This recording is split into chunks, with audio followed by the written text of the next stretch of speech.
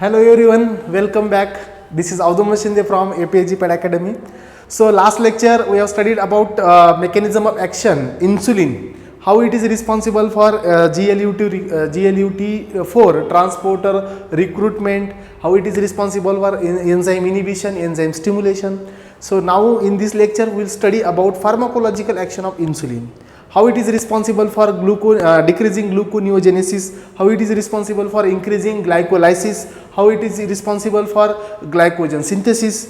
हे सगळे मेकॅनिझम आपण या क्लासमध्ये डिटेलली स्टडी करणार आहोत. But before starting the mechanism of action, pharmacological ॲक्शनमध्ये जी काही मेकॅनिझम आहे ते स्टार्ट करण्याआधी हे क्लिअर करा की तुमचा ग्लायकोलिसिस पाथवे क्लिअर आहे का. जर ग्लायकोलिसिस पाथवे क्लिअर नसेल तर तुम्ही you should refer first prepare with glycolysis pathway. जो तुमचा ब्रेकडाऊनचा पाथवे आहे हे क्लिअर करा, कारण मी तुम्हाला सांगितलं आहे की ग्लुकोनिओजेनेसिस फर्स्ट मेकॅनिझम जी आहे तुमच्या इन्सुलिनची ही काय आहे की टू डिक्रीज ग्लुकोनिओजेनेसिस. सो हे जी आहे ग्लुकोनिओजेनेसिस, ठीक आहे, हे जी मेकॅनिझम आहे तर हे पाथवे समजण्याआधी तुम्हाला एक मी असं देऊ शकतो की इन्सुलिन इनिबिट फॉस्फोइनॉल पायरोएट डिकार्बोक्सिलेज हा इनिबिट करतो आणि इनिबिट होतो ग्लुकोनिओजेनेसिस. दॅट्स ओके, झालं, ही आहे मेकॅनिझम असं सांगू शकतो. बट मला ते स्वतःला सॅटिस्फाय नाही होत. तुमची जोपर्यंत आपण बेसिक लेवलला मेकॅनिझम क्लिअर करत नाही तोपर्यंत हे सॅटिस्फिकेशन मला येत नाही. आणि आज या ठिकाणी तुमचं हे सगळे पाथवे क्लिअर केले जातील. तर लेट्स स्टार्ट विथ पाथवे. तर हा तुमचा पाथवे आहे जो ऑलरेडी मी या डिजिटल पॅनलचा आपण यूज करतोय, सध्या प्रॉपर यूज करतोय. जेवढे पैसे याला मी दिलेले आहेत प्रत्येक पैशाचा यूज इथं झाला पाहिजे, ठीक आहे. अँड या ठिकाणी तुमच्या सगळ्या कन्सेप्ट मी क्लिअर करेल. तर आज हे आपण बघतो की आपला जो ग्लुकोज आहे, ग्लुकोजचं कन्व्हर्जन ग्लुकोज 6 फॉस्फेटमध्ये होतं. ग्लुकोज 6 फॉस्फेटमध्ये करण्यासाठी ग्लुकोकायनेज असेल किंवा हेक्झोकायनेज असेल, डिपेंडिंग अपॉन ॲफिनिटी हे दोन एन्झाईम क्लासिफाय होतात. याची ॲफिनिटी कुणाची जास्त आहे, कशामुळे जास्त आहे, मॅग्नेशियम आयन्स इथं त्याला को फॅक्टर म्हणून ॲक्ट करतात. आणि हे मी तुम्हाला ज्या वेळेला आपण बायोकेमिस्ट्री स्टडी करणार आहोत त्यावेळेला मी हे क्लिअर करेल, ठीक आहे. सो ग्लुकोजचं conversion glucose 6 phosphate with the help of ATP. Actually हे ATP आहे, इथं एनर्जी कन्झ्युम होते, कन्व्हर्जन होतं ADP मध्ये. एक फॉस्फेट तिथं दिला जातो. तुम्हाला माहीत आहे ग्लायकोलिसिसमध्ये 2 स्टेपमध्ये आपण इनपुट देतोय. ॲक्च्युली ग्लायकोलिसिस कशासाठी, glycolysis responsible for ATP production. But तुम्ही म्हणाल सर आपण तर इथं ATP देतोय, आपल्याला मिळतं ADP, मग एनर्जी तर आपली वेस्ट होते, आपल्याला एनर्जी मिळत नाही. बट आपण या ठिकाणी एक इन्व्हेस्टमेंट असते जे ॲक्टिवेशन करावं लागतं, त्यासाठी आपण ATP देतो. त्यानंतर आपल्याला टोटल ATP मिळतात 10, त्याच्यामधले आपण 2 मायनस करतो जे की आपण दिले होते. या ठिकाणी एक दिला होता आणि या ठिकाणी एक दिला होता, हे ॲक्टिवेशनसाठी आपण दिले होते ते आपण मायनस करतो. आणि टोटल जो आपला नेट गेन असतो ग्लायकोलिसिसमध्ये तो म्हणजे 8 ATP. आणि हे तुम्हाला मी बायोकेमिस्ट्रीमध्ये इन डेप्थ शिकवणार आहे. See glucose converted in glucose 6 phosphate with the help of hexokinase, ATP converted into ADP. हे आहे ग्लायकोलिसिसचा पाथवे. मी काय सांगतोय, ग्लायकोलिसिस इंटू पायरिक ॲसिड हे आपण बघतोय. बट त्याच्या आधी तुम्हाला हे माहीत पाहिजे, त्यामुळे आपण बघतोय. तर ग्लुकोज 6 फॉस्फेट आयसोमराइज होतं fructose 6 phosphate. Fructose 6 phosphate converted fructose 1,6 diphosphate, हे तुम्हाला सगळ्यांना माहीत आहे. त्यानंतर फ्रुक्टोज 1,6 डायफॉस्फेट हे याचं स्प्लिटिंग होते ग्लिसरॉल्डिहाइड 3 फॉस्फेट आणि डायहायड्रॉक्सी ॲसिटोन फॉस्फेटमध्ये. लक्षात असू द्या, हे रिव्हर्सिबल कन्व्हर्जन आहे. त्यानंतर glyceraldehyde 3 phosphate 1,6,1,3 bisphosphoglycerate 3 phosphoglycerate and 2 phosphoglycerate आणि शेवटी बनतो तुमचा फॉस्फोइनॉइल पायरुएट. तर शेवटी काय होतं, फॉस्फोइनॉइल pyruvate converted into pyruvate. Pyruvate हे एक एंड प्रोडक्ट आहे तुमच्या ग्लायकोलिसिसमध्ये. कधी जर तुमच्या कंडिशन ही ॲरोबिक असेल तर, जर ही कंडिशन ॲनारोबिक असेल तर हा पायरिक ॲसिड हा कन्वर्ट होतो तुमच्या लॅक्टेटमध्ये. तर हा आहे तुमचा ॲनारोबिकचा तुमचा प्रोडक्ट. हे तर तुम्हाला क्लिअर असेल. तर आता तुम्हाला अजून इथं काय दिसतंय की फॉस्फोइनॉइल पायरुएट हा कन्वर्ट झालाय पायरुएटमध्ये, ठीक आहे. हे आहे तुमचा एंड प्रोडक्ट. पायरुएट कायनेज हे तुमच्या लॅक्टेटमध्ये कन्वर्ट करतं व्हेन इट इज ॲनारोबिक कंडिशन. तर हे सगळे पाथवेज तुमचे रिस्पॉन्सिबल आहेत ग्लुकोनिओजेनेसिसला, ते तुम्हाला मी क्लिअर करेल. ठीक आहे. तर आता बघा हा पायरुवेट आहे, pyruvate carboxylase converted into oxaloacetate alpha ketoglutarate succinyl CoA fumarate malate आणि ही सायकल रिपीट होते. तर हे आहे नॉर्मल आपल्या कशाचा पाथवे, हा तुमच्या ग्लायकोलायसिसचा complete oxidation of glucose by glycolysis आणि TCA हे आपण बघितलं. ठीक आहे. तर आपल्याला आता काय बघायचं आहे, आता ग्लुकोनिओजेनेसिस बघायचं आहे. तर लक्षात असू द्या, जी ग्लायकोलिसिस आहे ती तुमची 10 स्टेप रिॲक्शन आहे, 10 स्टेप आहेत. आउट ऑफ 10 स्टेप 3 स्टेप हे इरिव्हर्सिबल आहेत. ठीक आहे. इरिव्हर्सिबल म्हणजे काय, एकदा झाल्या की ते परत होत नाही. त्याच्यामध्ये फर्स्ट स्टेप आहे ग्लुकोकायनेज किंवा हेक्झोकायनेजची आपण बघणार आहोत. त्यानंतर सेकंड स्टेप आहे तुमची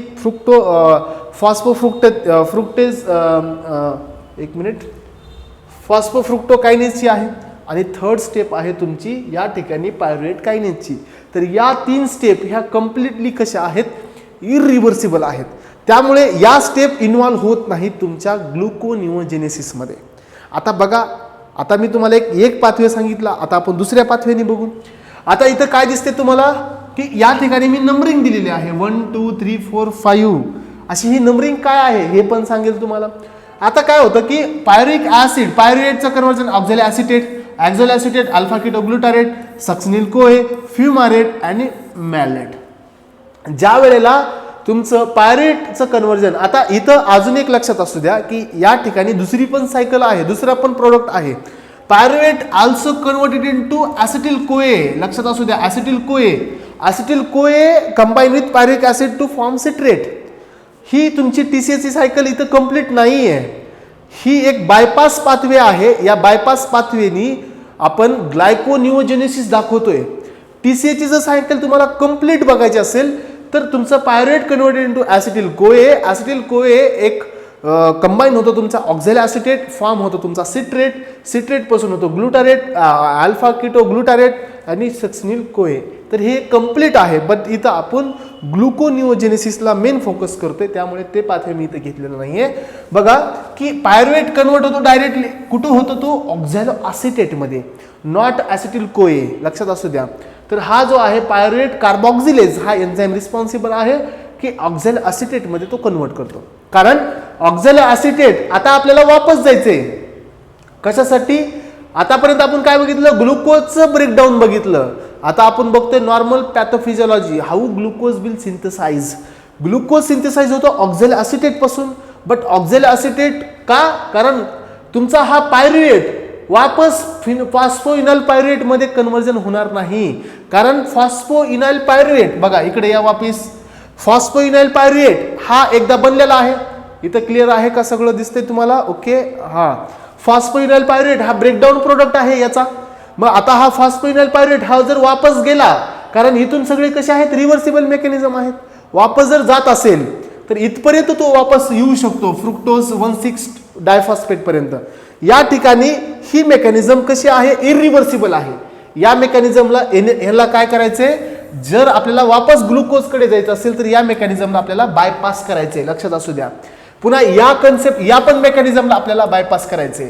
आणि अजून एक होतं की या ठिकाणी या मेकॅनिझमला आपल्याला बायपास करायचंय का, कारण या ठिकाणी हे इरिव्हर्सिबल आहेत. एकदा का फॉस्फोइनॉल पायरुवेटचं कन्वर्जन त्यांनी पायरुवेटमध्ये केलं, so this enzyme not responsible for back conversion of pyruvate to phosphoenol pyruvate. इथपर्यंत क्लिअर आहे, कन्फ्युजन नको, कसलंच कन्फ्युजन नको.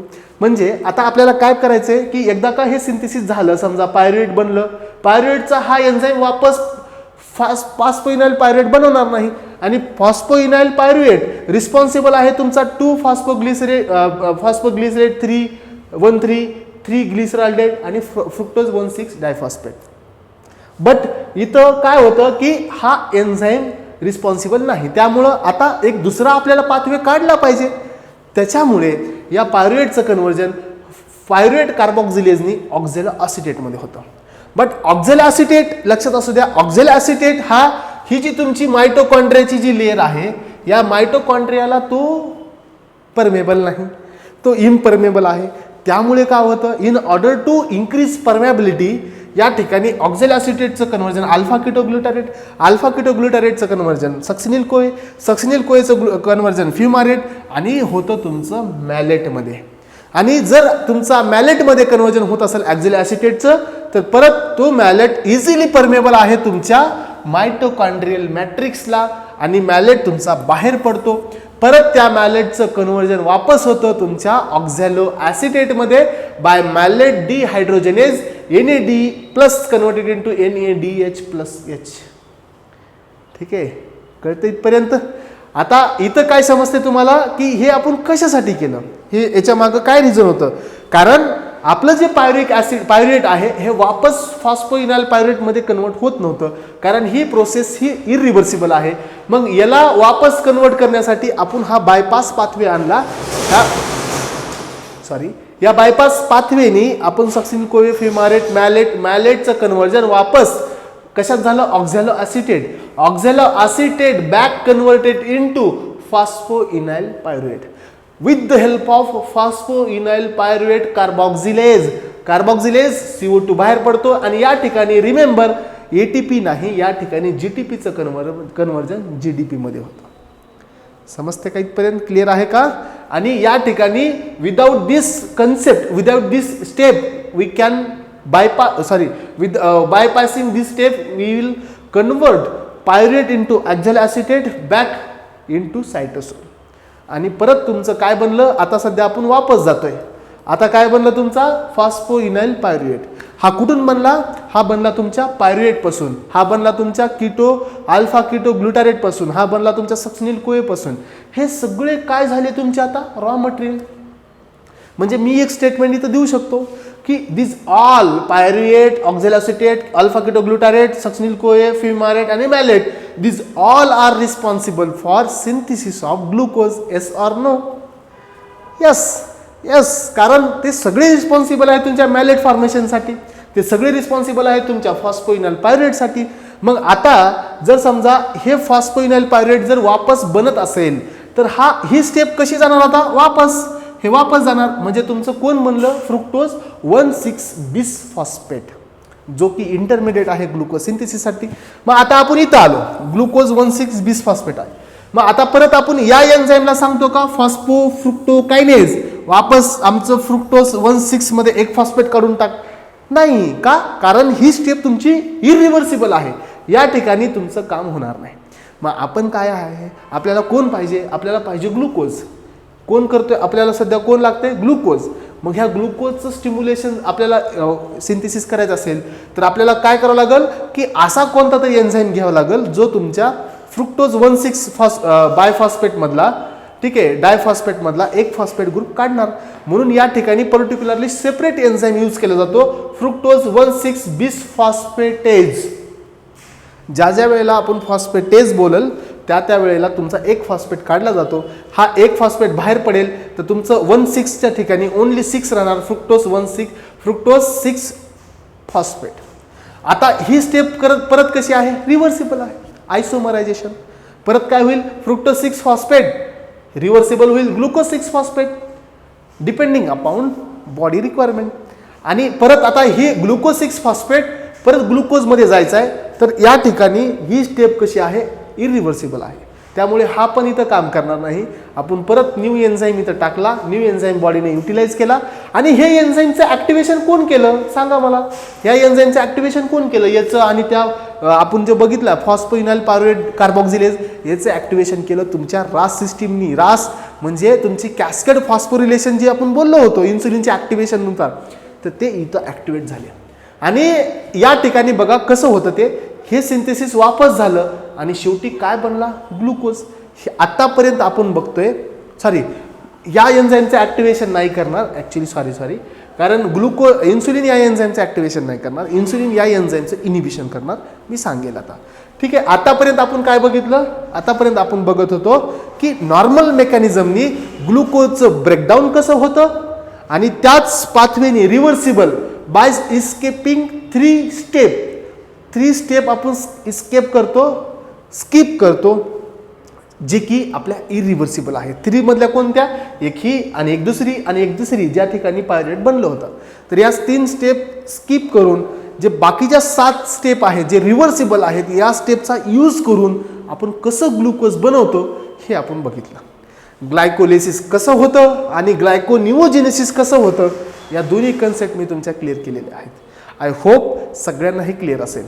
ठीक आहे. आता मला अजून एक सांगायचं आहे बिफोर स्टार्टिंग, म्हणजे फार्माकोलॉजी मला सांगण्याआधी हे आपण नॉर्मल बघतोय. आतापर्यंत कोणत्याही प्रकारची मेकॅनिझम मी इथं सांगितलेलं नाही, नॉर्मल पाथवे बघतोय. हे जे नंबर दिलेत हे नंबर म्हणजे काय की या नंबरला 1 2 3 4 5, एक नंबर म्हणजे ॲलॅनिन, ग्लायसिन, सेरिन, सिस्टाइन, थ्रिओनिन आणि ट्रिप्टोफॅन. हे काय आहेत? अमायनो ॲसिड आहेत. हे अमायनो ॲसिड एक नंबरचे हे सगळे रिस्पॉन्सिबल आहेत तुमच्या पायरुवेट सिंथेसिससाठी. Pyruvate responsible for alpha keto, succinyl, fumarate, malate, oxaloacetate, phosphoenol pyruvate. म्हणजे इथं काय कळते तुम्हाला की या ठिकाणी जे अमायनो ॲसिड रॉ मटेरियल्स म्हणजे प्रिकर्सरचं काम करताय तुमच्या पायरुवेटसाठी दे आर रिस्पॉन्सिबल फॉर ग्लायकोनिओजेनेसिस. ठीक आहे. 2 नंबरसाठी कोणते आहेत? 2 आस्पार्टेट, ॲस्पॅराजिनेज हे रिस्पॉन्सिबल आहेत तुमच्या कुणाच्या सिंथेसिससाठी? ऑक्झॅलॅसिटेटच्या. हे वाढलं तर पुढची प्रोसेस स्टिम्युलेट होईल.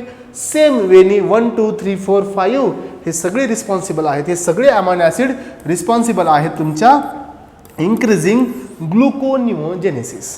म्हणून आपण काय बोलतो की प्रोटीनचं सिंथेसिस वाढायला पाहिजे. In case of diabetes mellitus जर प्रोटीनचे सिंथेसिस वाढलं तर हे सगळे मोनोमर तुम्हाला मिळणार नाहीत, यांचा कॉम्प्लेक्स बनेल आणि they are not responsible for acting precursor in ग्लुकोनिओजेनेसिस. Is it okay? Is it clear? Okay. काय तुमचं म्हणणं आहे तुम्ही सांगू शकता मला. आपल्या जे ॲप्लिकेशन आहे त्याच्यामध्ये तुम्ही बोलू शकता की सर हे क्लिअर आहे की नाही, डीप आहे की इझिली आहे. बट तुम्हाला हे क्लिअर पाहिजे की ग्लुकोनिओजेनेसिस कसं स्टॉप होतं, कसं सिंथेसिस होतं. अजून हे क्लिअर होईल ज्यावेळेला आपण बायोकेमिस्ट्री क्लिअर करणार, सगळे पाथवे मी घेणार एकदम प्रॉपरली. ठीक आहे. तर आता बघा, आता आपलं जे एम अँड ऑब्जेक्टिव्ह आहे, आता आपल्याला काय पाहिजे? ग्लुकोनिओजेनेसिस. हे कसं पाहिजे? ग्लुकोनिओजेनेसिस कमी पाहिजे. आपल्याला नको आहे का? कारण ऑलरेडी डायबिटीजची कंडिशन आहे. इन्सुलिन आपण रिलीज करतोय कशासाठी? ब्लड ग्लुकोज लेवलसाठी. जर या पाथवेने जर जात असेल तर काय होणार? ग्लुकोजचं सिंथेसिस वाढणार. ग्लुकोजचं सिंथेसिस वाढणार कुठं? तुमच्या ब्लडमध्ये. मग आता ब्लडमध्ये ग्लुकोज वाढतंय तर मग आता हे ब्लड ग्लुकोज तुमचं कमी केलं पाहिजे. मग कसं कमी करणार आपण? कारण आपण काय देणार? इन्सुलिन. आणि इन्सुलिनची आपण मेकॅनिझम बघितली आहे. इन्सुलिन दिल्यानंतर काय होतं की इन्सुलिन तुमच्या टायरोसिन कायनेज रिसेप्टरला ॲक्ट करतं. पहिली ॲक्शन इन्सुलिनची की तो ह्या तुमच्या हेक्झोकायनेज आणि ग्लुकोकायनेज रिसेप्टरला स्टिम्युलेट करते. ही झाली पहिली मेकॅनिझम. जर याला स्टिम्युलेट केलं तर ग्लुकोजचं ब्रेकडाऊन वाढणार आणि हे झाली त्याची एक मेकॅनिझम. दुसरी मेकॅनिझम आहे इन्सुलिनची की तो हा तुमचा जो फॉस्फोइनाइल कार्बॉक्सिलेज हा एन्झाईम तो इनिबिट करतो. कारण he is main culprit for glucose synthesis, ग्लुकोनिओजेनेसिस. कारण हा पाथवे बायपास करून परत त्याचं कन्व्हर्जन कोण करते? हाच करते. जर इन्सुलिन याला जर इनिबिट करत असेल so I can say that insulin responsible for decreasing gluconeogenesis. समजते? इन्सुलिन तुम्ही असं पण कन्क्लूड करू शकता insulin responsible for blocking phosphoenol carboxylase is responsible and then leads to decreasing glucose reversible synthesis. किंवा तुम्ही इथं पण म्हणू शकता insulin responsible for decreasing fructose 1,6 bis phosphatase हा पण इनिबिट केला तर पाथवे ब्लॉक होईल. ग्लुकोज 6 फॉस्फेटेज हा पण इनिबिट केला तर पाथवे ब्लॉक होईल. तर अशा प्रकारे इन्सुलिन या तीन वेनी तुमच्या ग्लुकोनिओजेनेसिसच्या प्रोसेसला स्टॉप करतो. सो हे खूप हे सगळं काढून घ्या. पूर्ण एक पेज लिहिलं, एक पेज काढलं तरी हरकत नाही. सुटसुटीत घ्या, प्रॉपर घ्या, पूर्ण जॉईंट पेज घेऊन ही मेकॅनिझम काढा. हे एका वेळी सिंथेसिस दाखवा, ग्लुकोनिओजेनेसिस दाखवा आणि त्या ठिकाणी तुमच्या इन्सुलिनची ॲक्शन दाखवा जसं तो इनिबिशन करतोय. आणि ही इज रिस्पॉन्सिबल फॉर या ठिकाणी आपण 2 मेकॅनिझम बघितल्या टू इन्क्रीज. काय इन्क्रीज केलं तरी? To increase glycolysis and decrease gluconeogenesis. समजते का इथपर्यंत? अजून याची मेकॅनिझम आहे इन्सुलिनची ग्लायकोजनवर. आतापर्यंत आपण बघितलं ग्लुकोजवर. आता बघणार आपण ग्लायकोजनवर. ठीक आहे, इथपर्यंत तुम्ही क्लिअर असाल तर आपण पुढची मेकॅनिझम बघू शकतो. बघा नेक्स्ट जो आपला आहे पॉईंट, आणि हे सगळे अमायनो ॲसिड लिहून घ्या आणि त्या नंबरिंगमध्ये हे ॲक्टिंग करतात तुमच्या कशासाठी, प्रिकर्सरसाठी. आणि हा प्रोपायोनेट जो आहे हा पण रिस्पॉन्सिबल आहे तुमच्या सिंथेसिससाठी, ग्लुकोनिओजेनेसिससाठी. त्यामुळे हा पण ॲक्ट करतो ॲज अ प्रिकर्सर. तर आता आपल्याला बघायचा आहे तो म्हणजे आपला एक ग्लायकोजनचा पाथवे. ठीक आहे, तर ग्लायकोजन हे कसे होतात बघा. ग्लायकोजन सिंथेसिस हे आपल्याला बघायचं आहे. बघा जनरली ग्लायकोजन सिंथेसिस हे तुम्हाला थोडं कन्फ्युजन करू शकतं, कारण याच्यामध्ये दोन वेगवेगळ्या कन्सेप्ट आहेत. मी या ठिकाणी एक पाथवे काढतो. हा आहे तुमचा ॲडेनिल सायक्लेज. ॲडेनिल सायक्लेज हा इनॲक्टिव्ह फॉर्म आहे. तर हा पाथवे समजून घ्या. इन्सुलिन कसं इथं ॲक्ट करतं, ग्लायकोजन सिंथेसिस इन्सुलिन कसं वाढवतं आणि तुमचं ग्लायकोजिनोलायसिस कसं कमी करतं हे तुम्हाला कळायचं आहे. ठीक आहे, ॲडेनिल सायक्लेज हा इनॲक्टिव्ह आहे, ॲडेनिल सायक्लेज हा ॲक्टिव्ह फॉर्म आहे. ठीक आहे, हा ॲक्टिव्ह फॉर्म हा स्टिम्युलेट कोण करतं ते पण सांगतो तुम्हाला. बघा आपण बोलत होतो की ग्लुकॅगोन हा तुमचा अल्फा सिक्रेटेड हार्मोन आहे. Glucagon how it is responsible for insulin glucose production ते पण तुम्हाला सांगेल. ग्लुकॅगोन असेल किंवा इपिनेफ्रिन असेल. ठीक आहे, इपिनेफ्रिन असेल. तर हे दोन्ही हार्मोन आहेत जे रिस्पॉन्सिबल असतील तुमच्या कशासाठी, तुमच्या ग्लायकोजनच्या ब्रेकडाऊनसाठी, कसं थांबायचं. ठीक आहे, ॲडेनिल सायक्लेज हा ॲक्टिव्ह फॉर्म तयार झाला. हा ॲडेनिल सायक्लेज काय करतो, तुमच्या ATPचं कन्व्हर्जन कशात करतो, ATPचं कन्व्हर्जन सायक्लिक AMP मध्ये करतो. ठीक आहे, सायक्लिक AMP हा काय आहे, ॲक्टिव्ह फॉर्म आहे. हा कसा होता, इनॲक्टिव्ह होता. लक्षात असू द्या, हा कसा होता, इनॲक्टिव्ह. हा सायक्लिक AMP कसा आहे, ॲक्टिव्ह. मग आता मला सांगा की हा जो सायक्लिक AMP आहे याचं ब्रेकडाऊन कोण करतं. आपण ऐकले एक एन्झाईम होता आपला फॉस्फोडायइस्टरेज. हा एन्झाईम होता जो काय करायचा, सायक्लिक AMPचं कन्व्हर्जन 5' मध्ये करायचा. मग हा कसा आहे 5' हा इनॲक्टिव्ह फॉर्म आहे. म्हणजे याची पूर्ण मेकॅनिझम हा ब्रेकडाऊन करतोय, थांबवतोय. मग हे मी आता सांगणार नाही, पण तुम्हाला हे कळेल की कोण कुठं कुठं काम करते. ठीक आहे, तर आता अजून थोडा वेट करा. आता आपण पुढे अजून जाणार आहोत कोण कसं काम करते ते. आता हा सायक्लिक AMP हा ॲक्टिव्ह आहे. ही पार्ट तुम्ही थोडा सोडून द्या, कारण याचं नॉन सिलेक्टिव्ह ॲक्टिव्हेशन आणि इनिबिशन कोण करतं मी सांगणार आहे. आधी आपण नॉर्मल मेकॅनिझम बघू. हा सायक्लिक AMP हा रिस्पॉन्सिबल आहे कशासाठी, हा बघा सायक्लिक AMP रिस्पॉन्सिबल आहे सायक्लिक AMP डिपेंडंट. ठीक आहे, प्रोटीन कायनेज. हा cyclic AMP dependent protein kinase हा कोण आहे, सध्या इनॲक्टिव्ह आहे. ठीक आहे, हा इनॲक्टिव्ह आहे. याचं ॲक्टिवेशन कोण करायले, हा AMP हा याचं ॲक्टिवेशन करतोय cyclic AMP dependent protein kinase. ठीक आहे, आता इथपर्यंत क्लिअर आलं का. आता हा कोण फॉर्म आहे, हा त्याचा ॲक्टिव्ह फॉर्म आहे. ठीक आहे, हा त्याचा ॲक्टिव्ह फॉर्म आहे. इथपर्यंत क्लिअर आहे सगळ्यांना. ओके, सो बघा अजून पुढे काय होते, पुढे कोणती ट्विस्ट आहे याच्यामध्ये, आणि या मेकॅनिझम अजून तुम्हाला कुठे घेऊन जाणार आहे. ठीक आहे, इथपर्यंत आलो आहे आपण. अजून पुढे जातोय की आता तुमचा cyclic AMP dependent protein kinase activate झाला. सायक्लिक AMP हा काय करतोय बघा, की जो तुमचा ग्लायकोजन आहे, ग्लायकोजन सिंथेज बघा, ग्लायकोजन सिंथेज हा तुमचा फॉर्म आहे एक ॲक्टिव्ह. ठीक आहे, ग्लायकोजन सिंथेज हा तुमचा कोण आहे, ॲक्टिव्ह फॉर्म आहे. याचं काय काम आहे, याचं काम आहे ग्लुकोजचं कन्व्हर्जन कशात करणे, ग्लायकोजनमध्ये करणे. हा याचं काम आहे. हा कोण आहे, ॲक्टिव्ह. याचा ए फॉर्म आहे, लक्षात असू द्या. बट जसा जसा तुमचा cyclic AMP dependent protein kinase हा ॲक्टिवेट झाला की हा काय करतो, ग्लायकोजन सिंथेसचं ॲक्टिवेशन कन्वर्ट करतो तो इनॲक्टिव्ह फॉर्ममध्ये. ग्लायकोजन सिंथेज कोणता फॉर्म, हा इनॲक्टिव्ह फॉर्म. मग आता मला सांगा काय झालं या इनॲक्टिव्ह फॉर्मचं कन्वर्जन. याचं परत रिव्हर्ट कन्वर्जन होतं तुमच्या प्रोटीन फॉस्फेटेजमध्ये. ठीक आहे, इथे एन्झाईम आहे प्रोटीन फॉस्फेटेज हा रिस्पॉन्सिबल आहे परत इनॲक्टिव्हचं ॲक्टिवेशन करायचं.